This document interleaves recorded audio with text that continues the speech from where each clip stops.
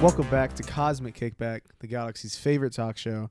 I, of course, am always your host, Josh, and with me, as always, is my co-host, Nick. What it do? We're here, and we're talking about canceled movies that were in development in some sort of way. Who knows how far they got along? Each one is different. Maybe we just got a script, but no matter what, I think some of these are very interesting, either for the way of maybe you're disappointed this never happened, or like, why the fuck was this even in development in the first place? So we got some stinkers. We got some stinkers. We got some stinker movies. So I don't know where to start. What do you want to go in? You want to do a DC? You want to do a Marvel? Do you want to do a shit one? Do you want to do one that we? Because some of these are sequels or potentially could have been a sequel. Okay. Some of them were just stuff that never came about. Let's do it like a couple stinker, like easy ones. Let's just drop into a stinker. Right and then, because I like to shit on stuff. And then we'll get into some DC Marvel stuff, because I'm sure that's what people are more excited for. Let's just drop in with a quick... Okay, this is a classic. Okay. So, and this is actually kind of relevant as well. No Way Home just came out. Yeah. By now... Best Spider-Man movie. By now, spoiler alert, for the next 2 seconds, Andrew Garfield's in it. Really? Yeah. Oh, I think I saw him my first time. You must have missed out, blinked or something. Fell asleep. But the Amazing Spider-Man movies, we got 2 of them. Yeah. Andrew Garfield's the only one that doesn't have 3 movies. Yeah, I know, right? It's kind of interesting. It kind of sucks. It does. So, originally, though, there were plans to make an Amazing Spider-Man 3. Mark Webb was going to come back to direct again. Nice. And Mark Webb would also have, some writing credit, but it was mostly penned by Alex Kurtzman, Roberto Orci, and Simon Kinberg. This was an expected release. Hold up. Okay. The memory card just filled up. Let me go get another one. All right. Let's pause. Just pause it.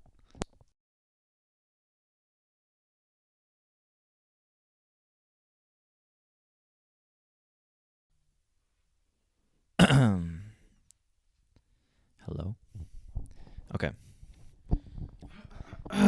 We back. Okay. My bad. So, this Amazing Spider-Man 3 was originally going to be released in 2018. Damn. Which I don't remember when 2 came out, but that seems... I think 2 came out in 2014, I want to say. Damn, so 4 years. I'm pretty sure.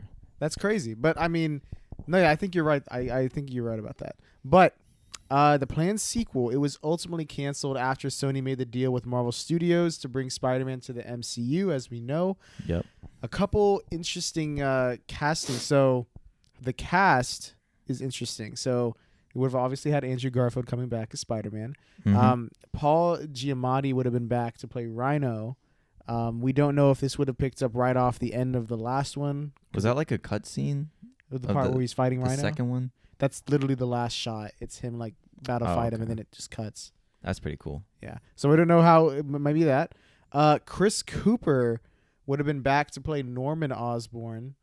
We saw a little bit of him. I think that's the same actor that played him in 2, but he's pretty much on his deathbed. Then I think he does die, or he just disappears. But it says Norman Osborn / King Goblin. And then Dane DeHaan would have been back as Green Goblin / Harry Osborn. Okay.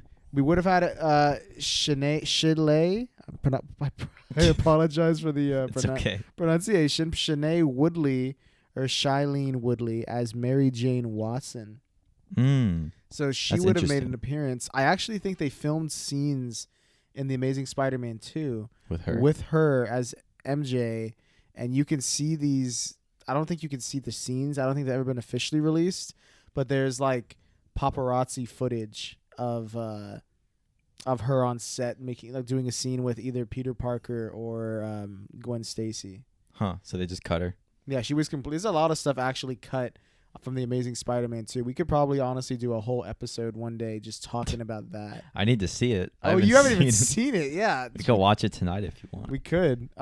It's actually kind of a funny watch. Okay. Because there's a lot of shit in it.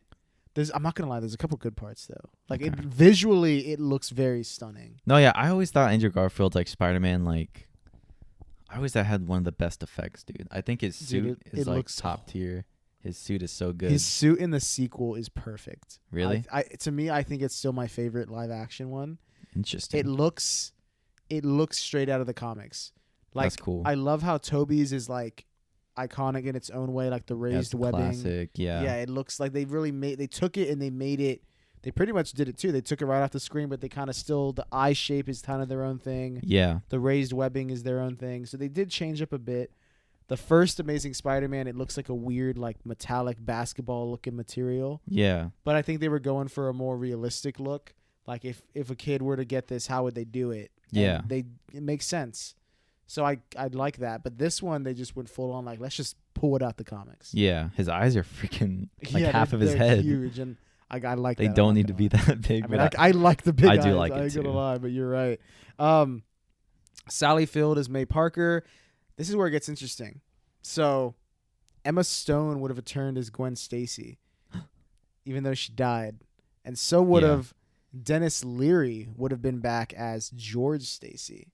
Oh, that was her father, that was her right? Dad the who died in the first one. Yeah. So this is when it starts getting into like some weird stuff where we're kind of like, okay, maybe it's good Sony made this deal because it sounds like they were about to really throw up a sack of shit.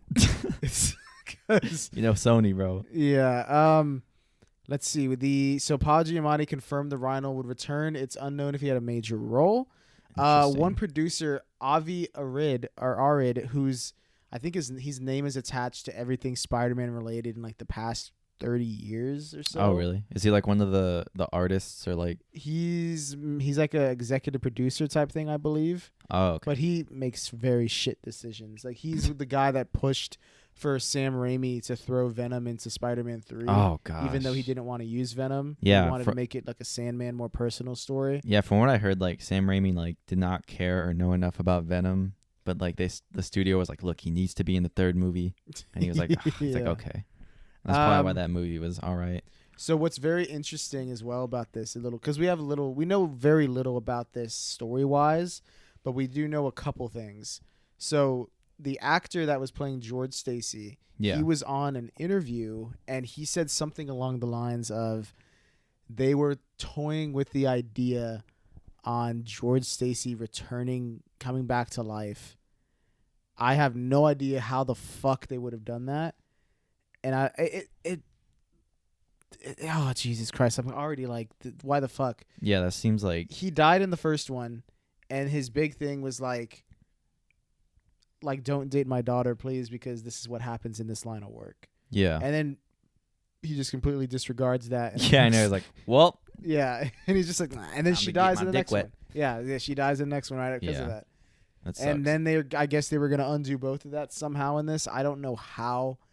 they probably would have done something weird like the Goblin Serum brings people back to life. Yeah. I saw a video about like what the Amazing Spider-Man 3 would have been, and it was something around that line. Like, like they wanted the Green Goblin, or that's his name, right? They just call him Green Goblin. They wanted him to like use his serum to like turn everyone into goblins. Like it was something so like outlandish, and like just saying it sounds weird. Like how would that have been on the screen?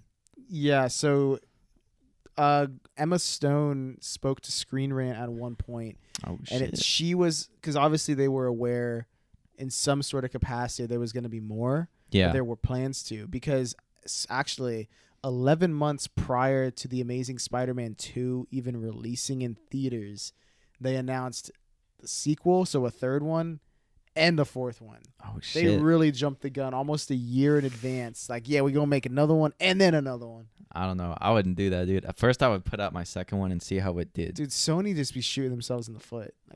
Like that's just what they do. I know. And I love Sony, bro. I love my PlayStation. Oh yeah, but and I love Spider-Man. But they know what they're doing on the game stations. They need some help. Yeah, I know. Other places. Yeah, the games are better than the movies. They are. Yeah. Emma Stone said of Screen Rant when asked about Gwen's return, she said, "Honestly, I don't know." I don't There's know, this whole plot line where she can come back, but I don't know how.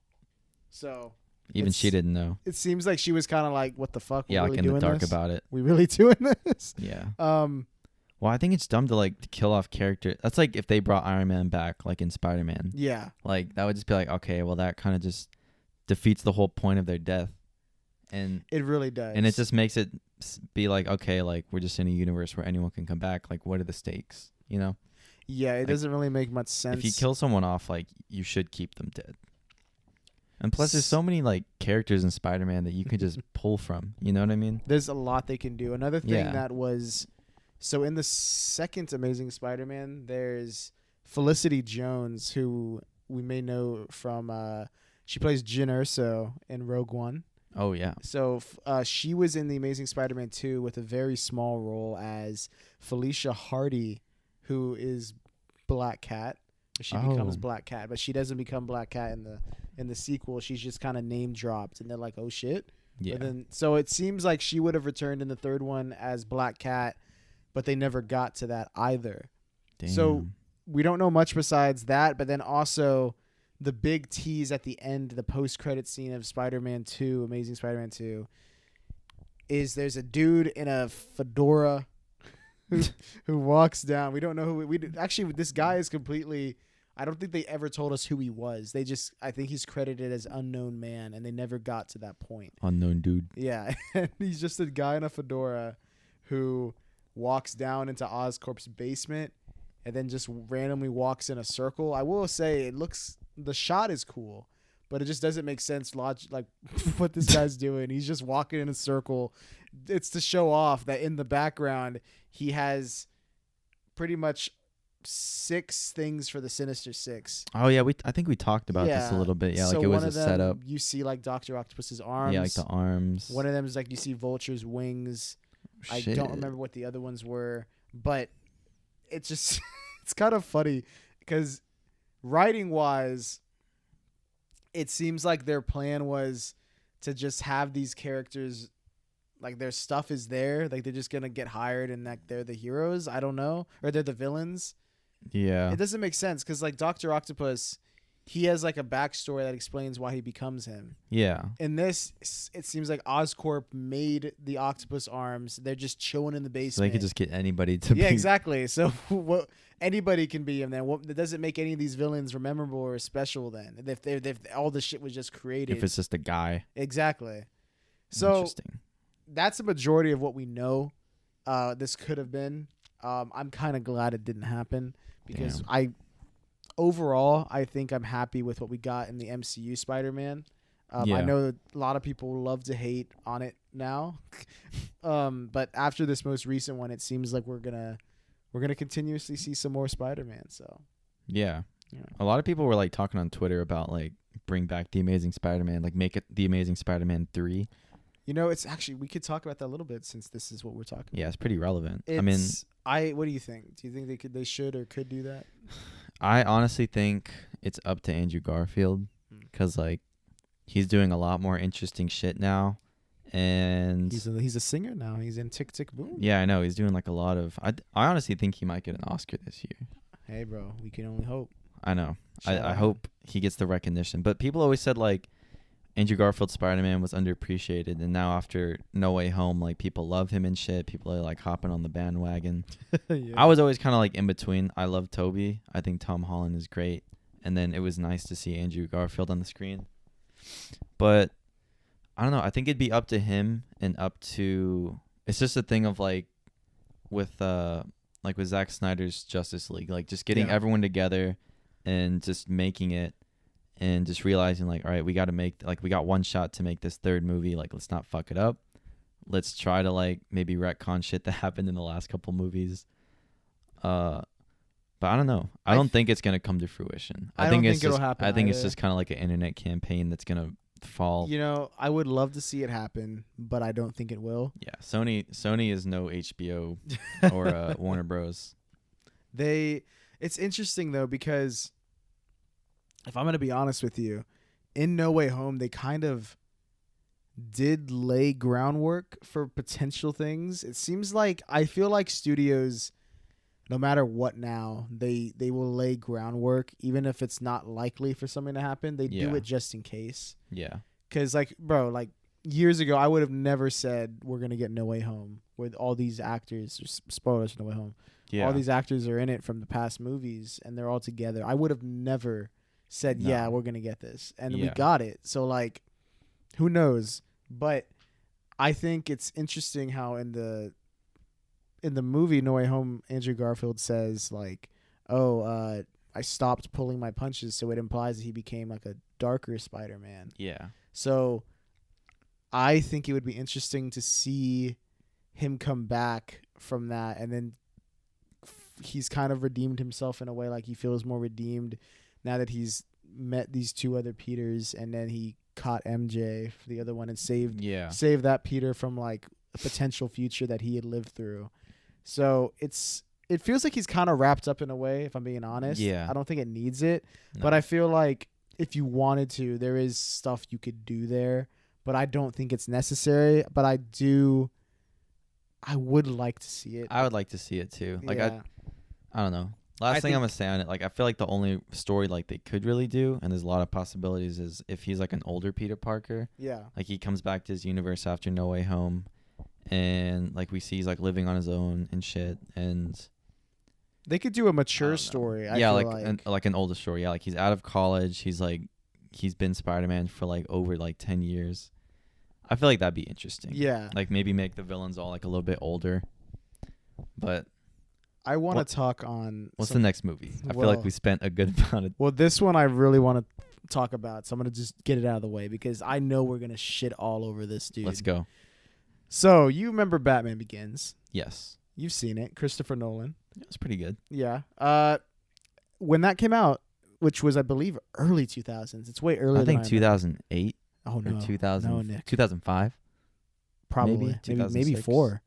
Bro, yeah. It's pretty early. I remember growing up with that trilogy. It's very early. The Dark Knight came out in 2008. So Begins came out maybe 5.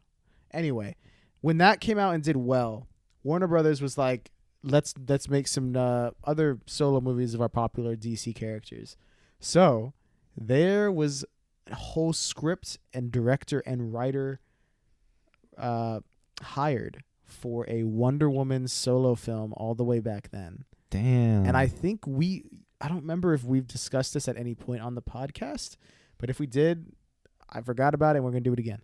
But it's really funny because Warner Brothers reached out to who all but Josh Whedon to direct and write the Wonder Woman solo film. So we know Josh Whedon from Avengers, obviously. Yep. I think Josh Whedon honestly kind of shaped the way Marvel is still to this day with like the formula and how a lot of their movies are. Yeah. But since then, Josh Whedon has really fucked up Justice League and did the Justice League version. And then is he canceled yet? Is he canceled yet? Well, because there was a lot of stuff going a while back where people were saying with the cast of Jail. He was kind of sexist and like this Wonder Woman script that was leaked has a lot of weird shit that he wrote. Okay. Which I can actually read.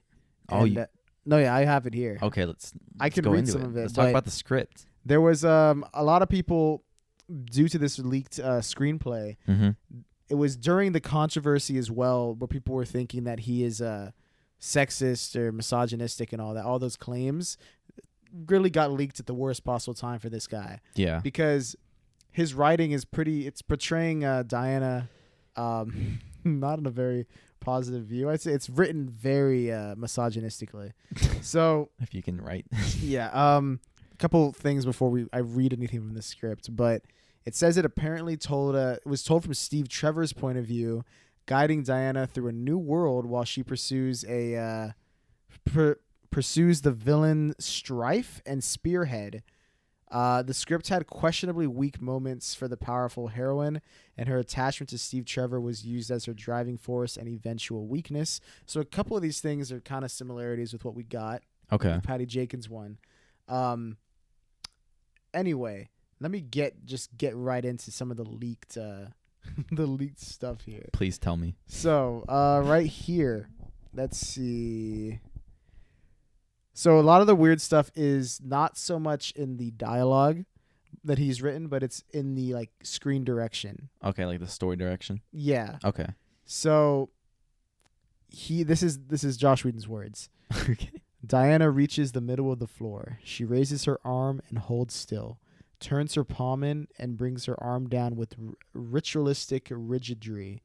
This could go very badly. She then moves her leg back and turns fluidly, a curve rippling up her body as she folds into a dance that is sensual, eternal, and wicked sexy. This is not a warrior march, though it remains... I'm going to be honest with you, I don't know what that word is. This is a big-ass word. What is it? Well, you want to try and read that, Nick? Enraptured? No. Nick, oh. Right there. Idiosyncratic. Oh, idiosyncratic. Something like that. I don't know what that means. But wicked sexy. Angle, Griffin and Ben watch enraptured. Ben, are you watching this? Griffin, big-eyed. It's like Christmas. Jeez. That's just one. I mean, I'd like to see this movie. No, I'm just kidding. I mean, let's who they casted as Wonder Woman? Yeah, do we know who he was going to cast? That's actually a very interesting thing. I will look that up. Is this the straight story? What do you think so far? Yeah, it's a little weird. Well, because I know they do table reads and shit before they do the movies. So I cannot imagine like all the whole cast and like the fucking writers just sitting down and being like, Diana that is dancing wickedly sexy. I would just be like, man, what the fuck?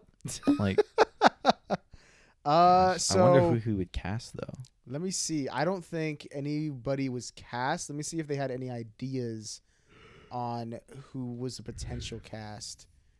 Josh Whedon. Okay, so he has described his version of Diana here. He said she was a little bit like Angelina Jolie. I guess he wanted Angelina Jolie type. Okay. She traveled the world. She's very powerful and naive about people. The fact that she was a goddess was eventually how I found my... This is his quote. He used bad English. How I eventually found my into her humanity and vulnerability. Huh. That's either him or that's the person who wrote this. Collider. Get your editors to fucking do some work. Come on, man. I don't think there's anything about who was potentially cast. But he wanted that type of like... He wanted like an Resident Angelina Evil Jolie type. Which this is like 2006. So she was in Tomb Raider. Yeah. Stuff like that around then. So I guess she was at the time... He just wanted like a action star. Yeah. Like rising action star kind of to star in it. But right here, here's something else. We close on the girl. This is describing Wonder Woman. To say she is beautiful is almost to miss the point. She is elemental, as natural and wild as the luminous flora surrounding.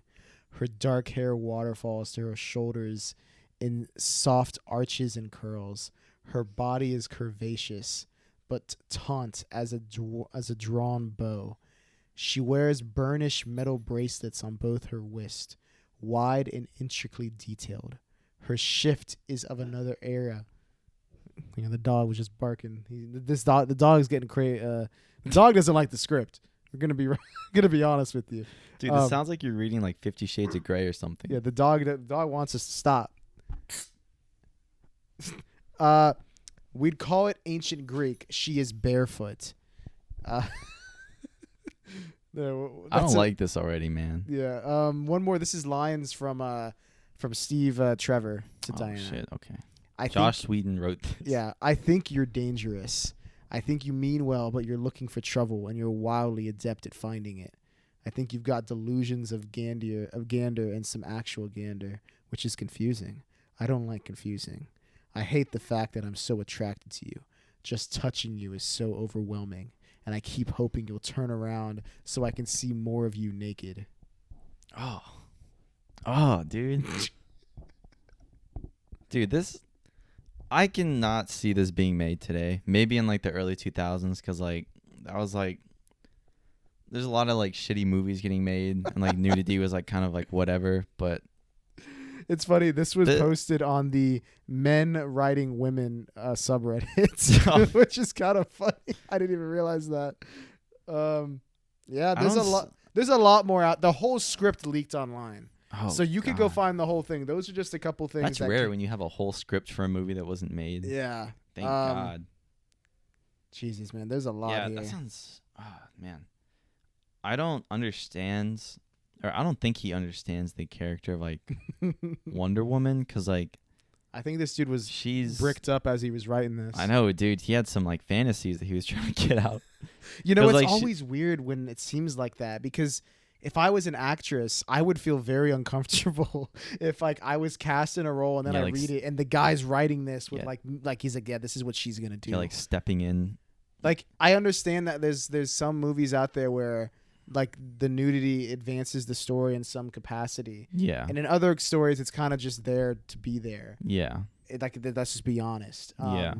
And this seems very odd for Wonder Woman, of all characters. Like, why is she supposed to be like an Amazonian symbol for hope? And obviously the character, and like all characters, like even Batman and Superman, like they're drawn and they've always been drawn as like attractive men. Yeah. So like obviously Wonder Woman's supposed to be attractive and beautiful, but like this guy's writing it in the wrong way. Like you could be like she's like as beautiful as like the sculptures of Greek. You can compare it to Greek statues because they always talk about how goddesses were the most beautiful people alive in Greek mythology. You can compare it to that. This guy's saying something like, oh man, like if you called her beautiful, like that's she got them curves, my boy. Yeah, like he's saying shit like this, man. It sounds like a sleazeball, bro. Dude, have you seen him? You know, he looks like one. Oh yeah, I've seen what Joss Whedon looks like. This just solidifies like my disliking in him, bro. And is he fully canceled yet? Like, bro, after this, he's got to be. Well, yeah, that's we got to leak the script on Cosmic Twitter, bro. Yeah. It's like y'all got to read this. The Wonder Woman potential one we would have gotten in 2006. Dude, this like makes sense now. Like why? Because when he was shooting the Justice League. Oh, he had that one weird thing he wanted. Yeah, he wanted like Wonder Woman, like Gal Gadot's Wonder Woman, to like do a certain thing. Like he wanted to do the joke. You know the joke in Age of Ultron where they're attacked by Ultron for the first time at the party. Yeah. Black Widow pulls Bruce over the bar and he falls on her boobs and his face. Yeah. And then he's like, oh. Yeah, he wanted to do that joke again, but with the Flash and Wonder Woman. Gosh. And that it is in his version, but it's not Gal Gadot because she refused to do it. Yeah. So it's, I think, her stunt double, and that's why the head is turned away from the camera. And it's like, you know, it's not her. She refused to do it. Yeah. I can get like wanting to maybe put like some comedic relief because like in Avengers Age of Ultron, like that seems like funny. Like I just laugh and like move on. But if you have an actress that doesn't want to do it, then if Scarlett Johansson, okay. I'm sure if she didn't want to do it, didn't feel comfortable doing that scene, I'm sure she would have said so. Yeah. And if she didn't say it and she did feel uncomfortable, then that's on Joss Whedon, because the director's job is to, if they have stuff that makes them feel uncomfortable, even if they're too uncomfortable to say something about it, they're supposed to be able to say, keep the morale and everything good on set. Yeah. You don't want it to be mad. You don't want people to feel uncomfortable doing anything. And you can visibly tell if people are uncomfortable. Yeah, like body language and shit. And like that's your whole job.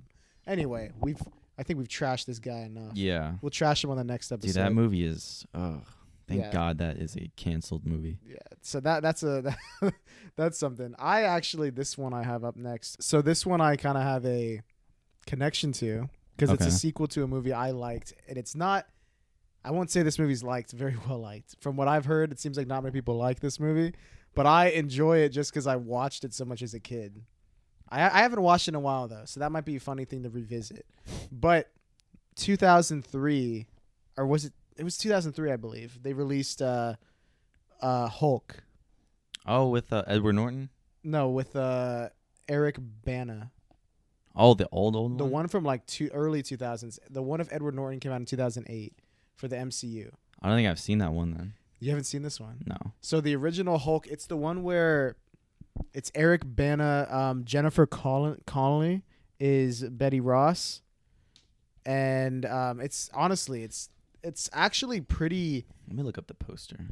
You've seen the poster. It's the one where it's like the Hulk's green hand like covering half of it. Oh. It's one of the first I think it is the first like big live action Hulk movie. Oh, yeah. Yeah, so a lot of people, this movie so weird, man. He looks a little off compared, because this came out very early in the 2000s. Yeah. But there was actually originally plans to make this a trilogy.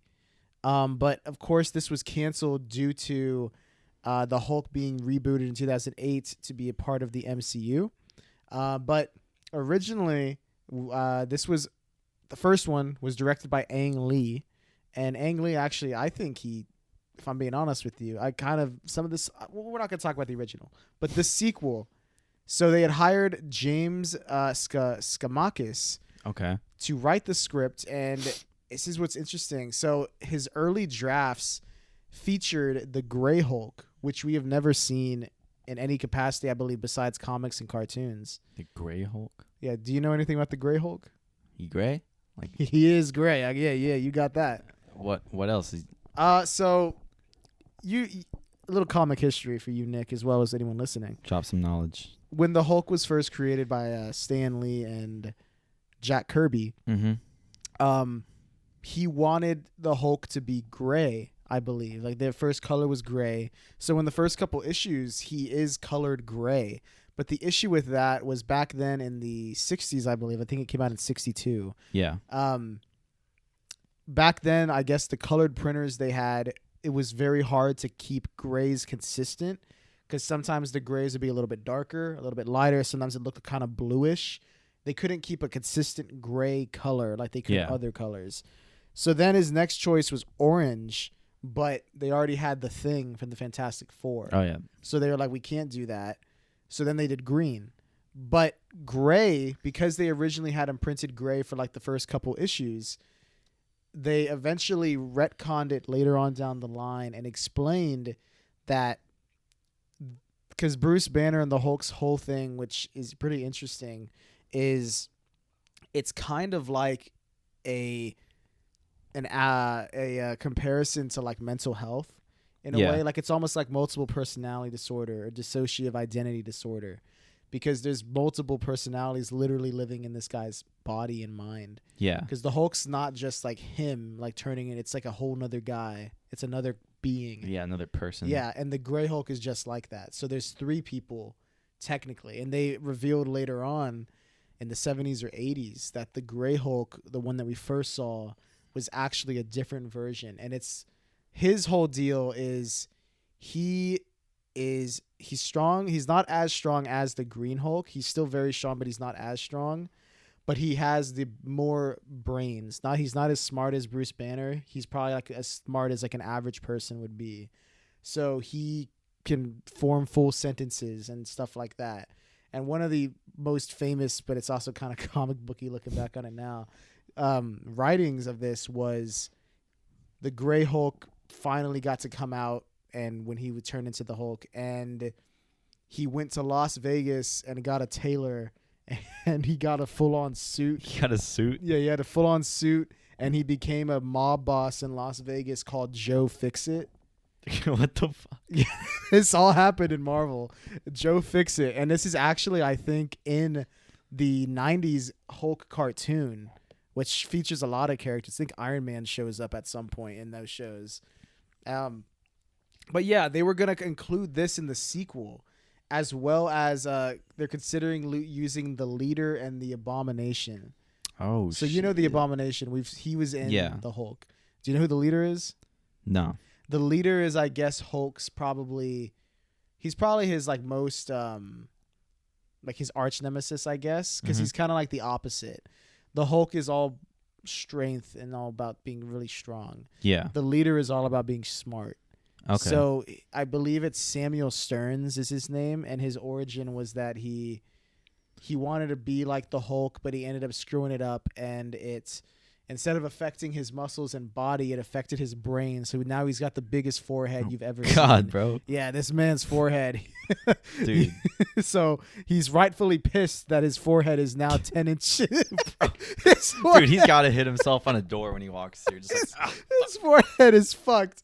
But he's one of the smartest people out there because of that. But he's got that big ass forehead. I mean, that's cool, dude. He's got like 5 brains. I mean, I would be really interested to see this because the one thing even as a kid, I didn't like too much about Hulk 2003 was that there is a villain in it, but like there's like 2 villains. One is like the army, and it's just like chasing the Hulk around. Yeah, they're trying to stop him. Yeah, and then the other one is his father, which is interesting because in the comics, one of the most mature parts of the Hulk storyline, and it's really hits hard in the Immortal Hulk run, which I highly recommend reading. That's more recent. Mm-hmm. It's actually really good. Like, it's probably I'd argue, top 5 comic runs ever. Damn. Like, not just in Hulk, like ever. It really dives into how before Bruce Banner even had the Hulk, that it was as a child, his father was very abusive and emotionally manipulative and stuff like that. Yeah. And it kind of dives into the idea that maybe the Hulk persona was created in his mind prior to him even having the accident, and maybe that accident made that persona a real thing. Yeah. It's never explicitly said, but it really is like it's diving into that mental trauma, like the stuff. Psychology of it's very interesting. That's interesting. But it sounds like they had that idea for the first. Ang Lee had that idea for the first Hulk, but the studio interference was like, oh, no one wants to see that. So they were like, let's just make his dad a big electricity monster, and like they fight. And that's what ends up happening. There is a little bit in flashbacks of like emotional trauma, but it's never explicit. I mean, it is kind of shown, but it's like a backdrop of the main plot. So they never really got to go with that. But that was my issue with the first one, is we didn't really have a main villain for Hulk to fight.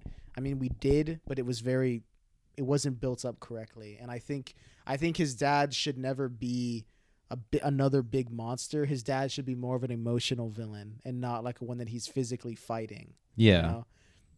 So Marvel wanted the Abomination to be included because he's the most famous of Hulk's enemies, and he could be a physical threat to the Hulk that General Ross could not.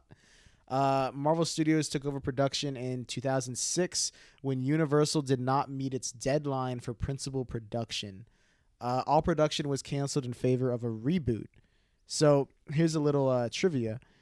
Due to very little information leaked on the internet, it is unknown if Eric Bana, Jennifer Connelly, Sam Elliott would return as their roles as Bruce Banner, Betty Ross, or Thaddeus Ross. It's also unknown who would have been the actors for the leader, the Abomination, and or Grey Hulk. I assume Grey Hulk would just be Eric Bana again. But we don't know too much on it, but I think it's interesting that there were plans for a trilogy and that they were going to dive into more of this stuff that we don't really see too often. Interesting. I just looked up something. So they actually have information on who would have played the leader. Oh, really? So it's a Watchmen star, Tim Blake Nelson. I don't know if you've heard. Let me just look him up real quick. Tim Blake Nelson. Yeah, it's this dude. Oh, he was in the Incredible Hulk, 2008. Oh, so he wasn't the 2008 one? Well, because I don't know if whoever wrote that, I don't know how it worked, but I feel like they might be getting stuff either missed. I don't know if this was before he was in the 2008 one, but in the 2008 one, he does technically play the leader, but it's like we don't see him as the leader. He's just Samuel Stearns. He's him before he turns into the leader. Oh. So like and then I think at the end they actually do tease the leader, the head thing.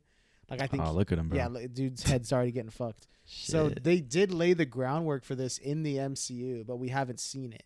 Yeah, and it said he was supposed to appear, like you said, like in 3 movies, like a trilogy. So that would have been interesting. It seems like a lot of the ideas, honestly, that this first Hulk movie back in 2003 had were kind of pulled over into the 2008 Marvel version. Yeah. So what we got may have very well been close to what we would have got in a sequel. Because the Abomination shows up, the leader's kind of there. It seems like they were planning on setting up the leader for, if they would have done this original trilogy, to be the main one in the third.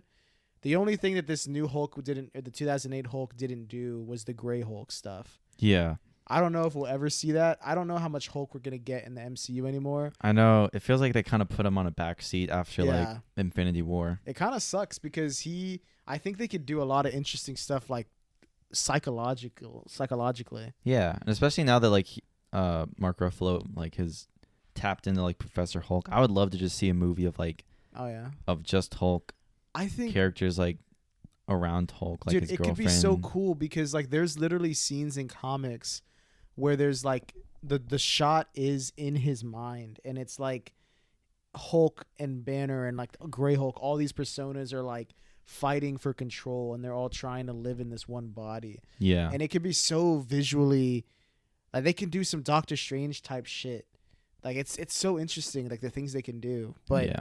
I don't think we'll ever get it because and it sucks because a lot of people are Hulk fans too. Mark Ruffalo is a great actor as well. So yeah. I think if you gave him something like this that had an actual deep and more mature tone about the actual trauma it is to go through something like this, the mental trauma, I think he could really do something great with that. I think this could be a great movie. Yeah.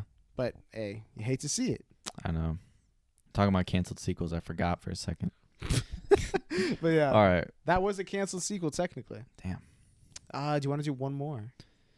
Yeah. Do we have any like ones that we can just list off and be like, Okay, like I'll list off a couple mids.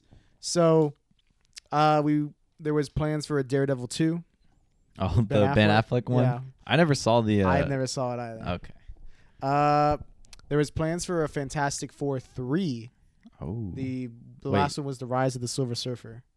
Oh, that's right. You know what? That honestly, oh my God, Chris Evans was he was. What was his name? Flame Boy, the Human Torch. The Human Torch. That's what it is. Mm-hmm. That was actually not like a bad live action of the Fantastic Four. It's way better than the new one. Oh, the one that's with like fucking, it's just called Fantastic, but there's a like 4 instead of an A. Yeah. Yeah. Yeah, I heard that was plans cheap. for a sequel for that one as well. Oh, thank God that didn't happen. Have it right here. I haven't seen it, man, but I saw a scene because like Doctor Doom is in it. Yeah. And like they made him look so weird, bro. Like it's so weird. It's like I know that MCU like modernizes how like certain heroes and shit look, but it just looks so whack. Well, it's dumb because in the comics, I believe he literally just wears a mask. Yeah. Because he has he's just a dude. I think he has a deformality on his face or something. Yeah. And I think he just wears the mask. I could be wrong. I'm not the biggest Doctor Doom expert. Yeah. But in this one, they literally make this dude just get like metal attaches to his body, so he looks all weird looking. I don't know. There was also plans for you know how they did X-Men Origins Wolverine? Yeah. So there were plans to have multiple movies called X-Men Origins Wolverine, X-Men Origins Magneto, X-Men Origins Jean Grey, X-Men Origins Beast, X-Men Origins for everyone. Pretty much. That's cool. The next one they were planning on doing was going to be for Magneto. It was simply referred to as Magneto. It was a planned prequel to X-Men. The story of Magneto would have been told. It was then canceled, and this part of the script was incorporated into X-Men First Class. Interesting. So that X-Men First Class is a good movie. It's one of the good X-Men movies. Yeah, I've seen it. That's a good movie. And that pretty much is kind of like an origin story a way to like interesting. We almost got a Inhumans movie in the MCU. It was actually planned to be a movie. That would have been better. Yeah, and then they canceled it and they gave us the shit we got a couple years the TV back. show. Bro, we went to theaters and like I know. Did they show like the first couple episodes? We saw the first 2 episodes in theaters. Yeah, we went to actual movie theaters. We went to IMAX. Yeah, we went. What was it, like 2017, 2016? It was 2017. Maybe? Yeah. We went with our friend Cody and we watched the Inhumans show. It was mid. That was the first time I saw something from Marvel and I was like, man, like this is Marvel? I was like, it felt like it very much wasn't. Yeah. There's Spider-Man 4. We would have gotten from Sam Raimi. Oh yeah, dude. You want to talk that? Yeah. That could be. They could do a little bit more about that. I know there wasn't a lot in the details, but I think it was just Sam Raimi. There was like a lot of studio interference because what he wanted to do was, so what I heard is he wanted to have Scorpion in it. He wanted Vulture. Yeah, he also wanted Vulture. He wanted Vulture actually to be the main villain. Mm-hmm. And one of the opening scenes was it was going to show Spider-Man like taking Vulture in and like arresting him, and there was going to be like all these different heroes and villains and stuff like in the holding cell. There's actually also a cool storyboard. Yeah, there is a storyboard. And you can see like the actors are drawn to the way like how they look in real life, and he was planning on having what's the actor's name from the Evil Dead? Bruce Campbell. He has cameos in all of the Sam Raimi movies. So he's the wrestler announcer in Spider-Man 1. Yeah. He's the annoying ticket guy in Spider-Man 2, and then he's the French restaurant owner in Spider-Man 3. In this one, there was going to be a montage opening in the beginning where he's taking in all the people, like you're saying, and he's taking in Mysterio, who would have been like some guy he takes down real quick. And as he takes him in, the fishbowl helmet of like Mysterio falls off, and it's Bruce Campbell. Like he's arrested him, funny. Which is kind of it's like a play off as a joke because Mysterio is either a joke character or he's serious in some versions. And in this version, he was going to do the joke version, like a quick little cameo thing. But what's cool about it, and we don't really know because this never happened, but some people theorize that this was actually planned to be like a Bruce Campbell in all of his cameos in the Raimi Spider-Man universe. Yeah. It's the same guy, and that he's like, because he's supposed to be like an actor kind of guy trying to like fuck around with people. I don't know if that's true or not, because they're just saying that because he would have been Mysterio. It could have just been like, oh, we'll just throw you in as this. But who knows? That's kind of interesting. I think that's cool. You could actually find that storyboard online. Yeah, I'm looking at it. People were saying that he wanted possibly John Malkovich to play the Vulture. Yeah, which I could see that. Yeah, and then I also heard that they wanted Anne Hathaway to play like Vultress, which would have been like his daughter. Yeah, so they were I thought that was interesting too. So yeah, that one is interesting because it seems like either they would have made a new character called Vultress, but it also, some people also say it could have been Black Cat or like a mix of those two characters. Oh yeah, like I would love to see Black Cat, man. That's one thing we haven't seen. We've never seen that. It's always like MJ or Gwen Stacy. Black Cat I think could be a great for a, honestly they might be able to do it now in the MCU. Oh, with Tom Holland. Yeah, because he left MJ at the coffee shop. Oh, that's right. He's single man. He's going for the kitty. No, I'm just kidding. No, but I've always thought Black Cat was interesting because like her thing is like she's like in love with Spider-Man, and she has like no interest in the Peter Parker side. She's like, oh, just go like full on Spider-Man, and since no one knows who he is, like it's actually funny. There's a funny scene in the we don't know. And yeah, in the original Marvel comic, like the 616 universe, Mm-hmm. Spider-Man and Black Cat are around the same age, but in the Ultimate universe, it starts him off when he's like still a teenager. Like he's like 15. Yeah, that's like when he gets bit. Yeah, and it's showing him when he's young and he's actually a teenager. And there's actually a lot of weird shit. In the Ultimate Spider-Man has good stories, but then near the end, some writers really started fucking up. Like for example, there's one storyline where somehow Peter Parker's mind gets put in Wolverine's body, and Wolverine's mind gets put in Spider-Man's body. That's confusing. So they flip bodies, but it's kind of like Freaky Friday. Okay. But with like Freaky Friday. Yeah. And at the end of it, it's not shown, but after they've switched back and Peter's happy, he goes up to MJ and he's back in his own body. And MJ says something like, "Hey Peter, can you promise me like not to like ask me or try and get me to do that thing until we're older?" Like implying that Wolverine was trying to get some cheeks from like a 16-year-old or something. Gosh. In Peter's body or something weird. And it's very odd. And I'm like, why the fuck was that even in there? Like it's not show. It's just said in the last panel of the comic. Like we didn't need that. See, that's weird. I mean, I don't know, man. I feel like when you're writing comics for so long, you're just like, yo, we gotta shake it up. We gotta shake it up. I'm not justifying what. I mean, it's a comic book. It's not like it was. But that's weird. That is weird. Well, I guess the reason why I've thought of it is because another thing that's kind of funny is Black Cat is coming on Spider-Man hard, like she always does in the Ultimate ones. But in the Ultimate ones, she's probably like in her mid-20s. And Spider-Man's like 10 years younger than her pretty much at this time. Yeah. So Black Cat is trying to kiss him. And I think he lifts up his mask like halfway and he's going for it. And then she pulls off his whole mask. And she sees that he's like a kid, like a teenager. And in the comic, she literally throws up on him. Oh. Like she throws up on Spider-Man. Like, what the fuck? Did you look it up? No, I'm just looking at Black Cat and Spider-Man. Oh, yeah. But she throws up on him. And it's kind of a funny panel, but yeah, that happened in the Ultimate comics too. That's funny. Some little bit of trivia for Spider-Man 4. Director Sam Raimi stated in an interview with MTV that he would have liked to have the Sinister Six build up in the upcoming Spider-Man movies. So it seems like Sam Raimi was really into this before the studio really just fucked it up for him.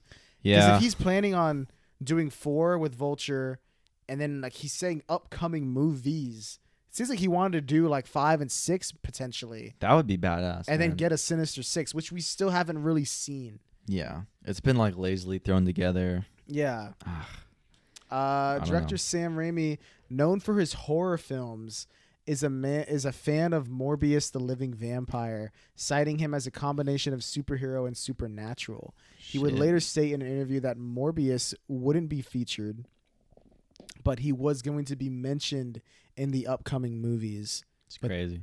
Man, there's just so much we could have done. One of the biggest and most popular rumors was that Carnage would be the film's villain, portrayed by either Jim Carrey or Jackie Earle Haley. Ooh. Yeah. Bro, that would have been perfect, dude. So we don't. There's a lot of stuff. And he wouldn't even been that old like as he is now. Yeah, right like, then he would have been like in Watchmen age. Yeah, like in his prime. Mm-hmm. A potential opening sequence. This is what you were talking about earlier. Just more detail. Spider-Man battling and defeating various villains not yet seen in the series, including Mysterio, Shocker, Prowler, Rhino, before settling with after that with Vulture and Vulture / Black Cat as the movie's main antagonists. Damn, dude. That would have been good. I'm just trying to imagine it on screen, like an opening scene with just all those villains, cool, and you're just like, what the hell is happening? Playing like like that's playing while he's singing. That'd be so. Well, there's a lot. There's actually a lot released about this, man. I feel like that's the most like highly notable, I guess, canceled sequel that so many people talk about. We've covered 2 Spider-Man movies now. Yeah, this one I feel like there's more to say about. Yeah, I know. I care about more the Raimi trilogy. Raimi confirmed that had Spider-Man 4 entered production, Spider-Man 5 would have been immediately greenlit and entered pre-production, with filming commencing after the completion of the 4th film. Spider-Man 6 was also heavily considered if the 4th film was to be successful. Damn.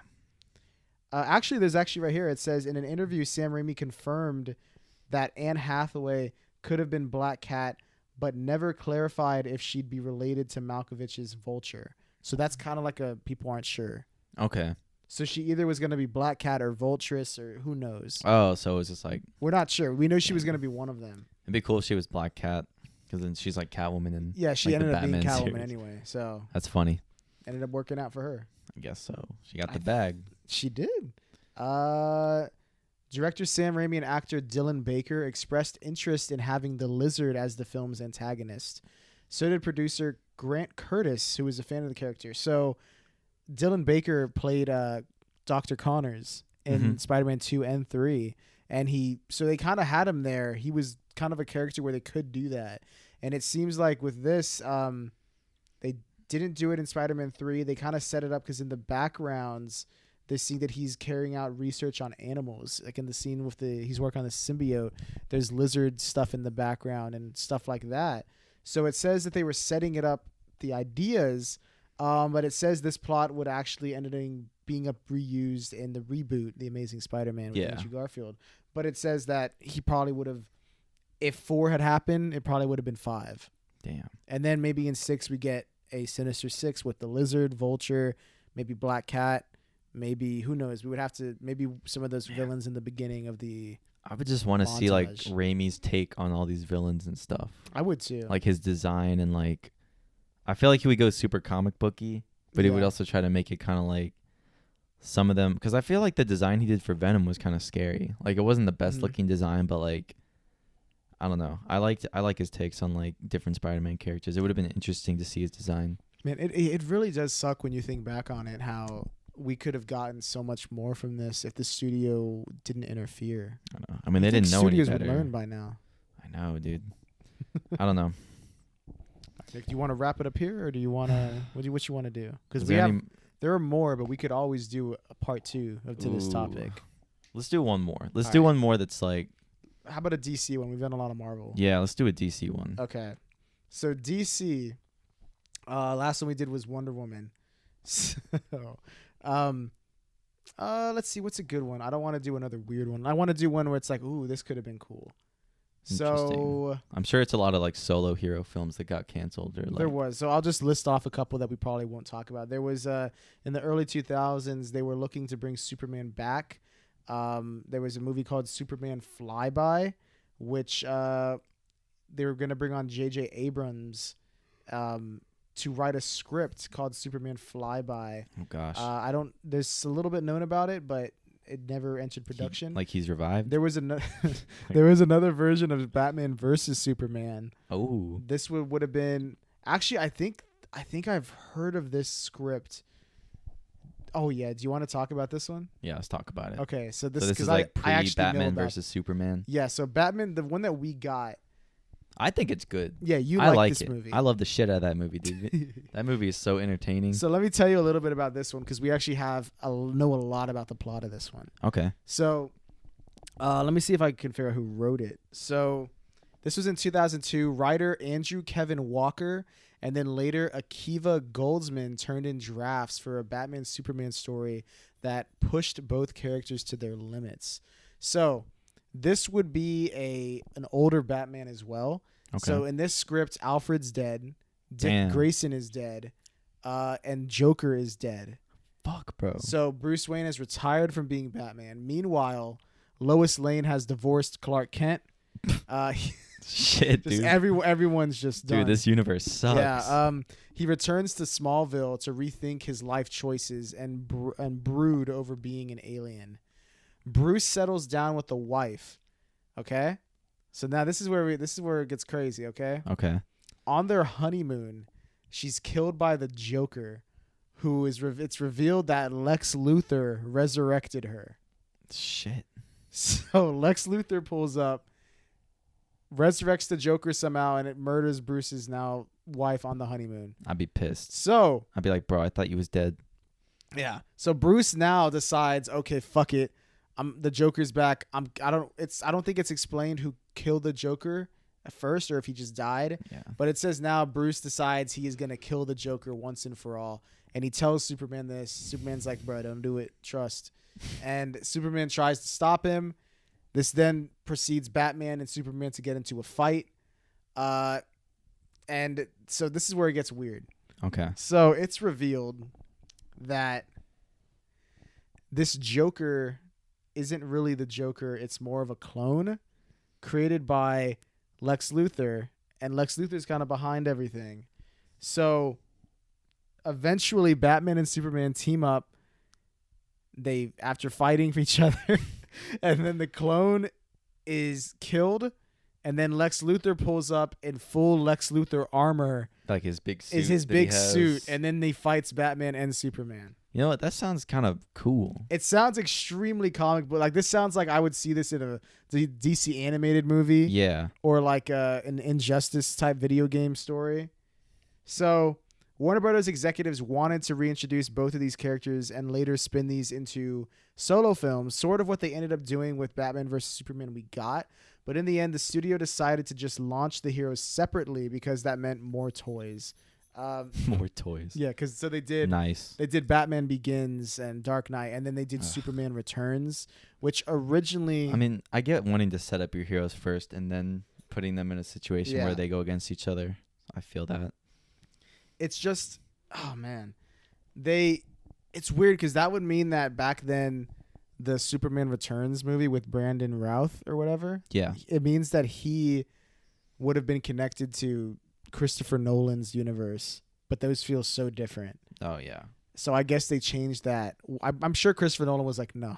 Yeah, I'm not connected to that. What the fuck? And I'm sure Warner Brothers at the time were gonna give him anything he wanted. Yeah. So they were like, okay, yeah, sure. Damn. So that kind of took apart this script, and it was never done.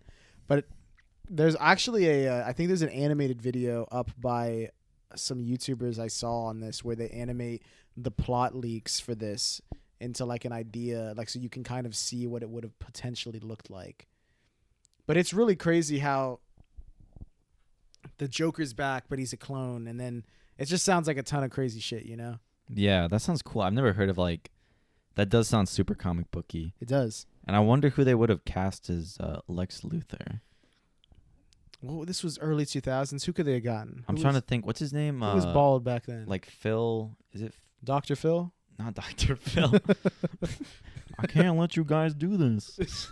So stupid. He's like in the suit. No, what's his name? Is it Phil Knight or Phil Kingsley? Phil Kingsley. Let me look him up. You know what I'm talking about? Let's look it up, Nick. We have Philip the internet Kingsley? for a reason. Is that his name? I looked at Phil Kingsley. Philip Kingsley products came up. Okay, hold on. It's an... You'll know exactly what I'm talking about. He's bald. Philip Kingsley for flaky, itchy scalp. Ben Kingsley, this dude. Oh, Ben Kingsley. Ben Kingsley. No, he looks a little bit older now, but I feel like if this was in early 2000s. In Shang-Chi. Oh, yeah, that's right. He's Trevor Slatway. Trevor Slatway. I don't know. That was just my pick. You know, honestly, I don't mind it. He's actually a great actor. He is a good actor. He's like an actual like actor's actor. Actor. He's an actor. He's a real actor's actor. It's kind of funny that Marvel got him to play such a joke character. I know, yeah. He could have. I mean, he played it well, but he did. I could have seen him playing that's why I like Iron Man 3 now. I didn't like it when I first saw it because I wanted him to be the Mandarin. Yeah. But like now that I've had time to reflect on everything, I'm like, I like the twist, and I like it because we get to see Trevor Slattery or Ben Kingsley as what he would have done as the Mandarin. Yeah. And it's very intimidating. It's like a scary terrorist type take on it. Yeah. And the voice is fucking great. And then we get to see him just like, oh no, I'm an actor. And then he's watching fucking football. And he's like, ole, ole. So dumb. Dude. There's like two girls in his room. He's like, okay, girls, like, let me tell you about. And he's just telling them stupid shit. Oh, doesn't take it seriously. Yeah. But yeah, that was Batman versus Superman, Nick. The one we didn't get.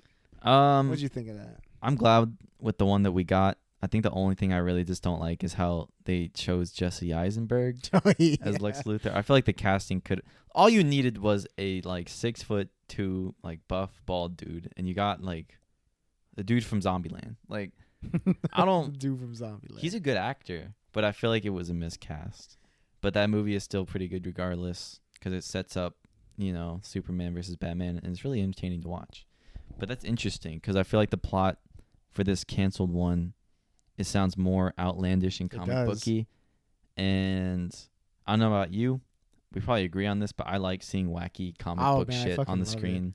That's like the whole point of it. Like I don't like when it's toned down or modernized because you gotta stay true to the source material. I'm at the point where I feel like at the beginning when they were doing comic movies, I think they were like, okay, like let's kind of ground this, and like they are kind of out there, but like let's still keep parts of it grounded so it's not too crazy. Yeah, but I feel like after the MCU, like people are now expecting, like, you know what, like we've seen crazy ass movies like dragons, we've seen fucking robots and cyborgs and aliens. I'm at the point where I'm like, just fucking throw anything. Yeah, bring me MODOK.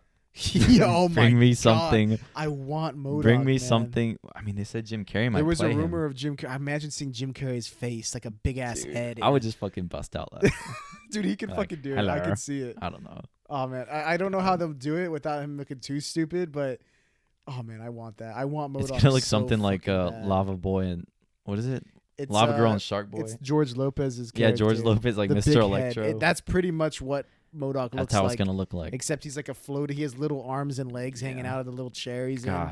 He's like 95% head. 95 is more than the leader. Yeah, the leader jealous. Bro. Honestly, more than the leader. More than Megamind. So yeah, I think that'll wrap up this episode on canceled movies. We actually got a couple more in the burner. We might do a part 2, part 3. Could. We can maybe have our friend on and get his reaction. See what they think. Yeah. There's a lot. We could even branch off. This was just Marvel and DC movies. We could just do straight up canceled movies from stuff like other series. Canceled sequels. Maybe they canceled a sequel to I don't know. Avatar? Maybe there was a James Bond that was never made. Ooh. Oh, actually, that might be a possibility because there was a James Bond person that only had one movie. Yeah, and I think the story behind it is actually interesting. Ooh, I actually have never seen that one. So is that the Octopus? No, that's no. That's Roger Moore. Yeah, it's the one that's who fucking cares? We'll do that on another episode. We'll actually do the research. But thank you guys for watching and listening to this. And leave a comment below if you're watching on YouTube. Mm-hmm. Which of these canceled movies would you wish you would have liked to see, or are you glad they didn't make any of these? What do you think? And Leave a like, subscribe, as always. If you're listening, make sure to follow, turn on the bell so you get notified whenever we upload a video or release a audio podcast. Follow us at Cosmic Kickback on Instagram, Twitter, Facebook, Reddit, and there's a Discord in our description down below if you want to join. We might be doing some fun stuff on there. Maybe Nick's going to go a little crazy. Maybe. You can see Nick. Maybe. Wild out. And we will see you guys on the next episode.